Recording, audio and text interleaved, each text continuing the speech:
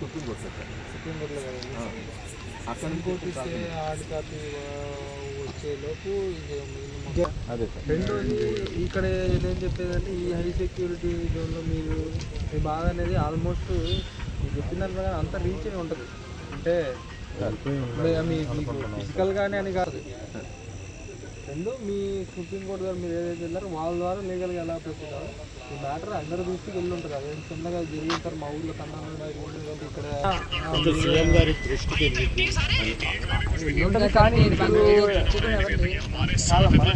కానీ దానికి మార్గం ఏంటంటే ఏదైనా మార్నింగ్ టైంలో ఇక్కడ వచ్చే ఇలా వచ్చారు, ఇలా రిప్రజెంటేషన్ ఇస్తారు అని మార్నింగ్ టైంలో, లేదంటే వాళ్ళు ఒక సొల్యూషన్ తీసుకుని పంపిస్తారు.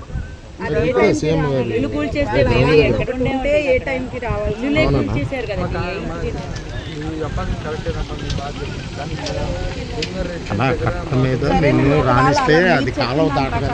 ఎన్ని గంటలకు వస్తే మా మొర వినే అవకాశం ఉంటది. అది మాకు తెలియదు కదా పలానా టైంలో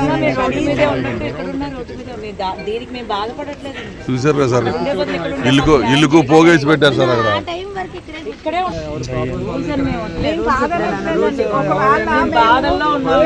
వస్తే మా మాట మా మొర లోకల్గా పోలీసు మీరు రేపు మార్నింగ్ టైంలో మా దగ్గరకు వస్తే ఇవ్వాలనుకుంటే మీరు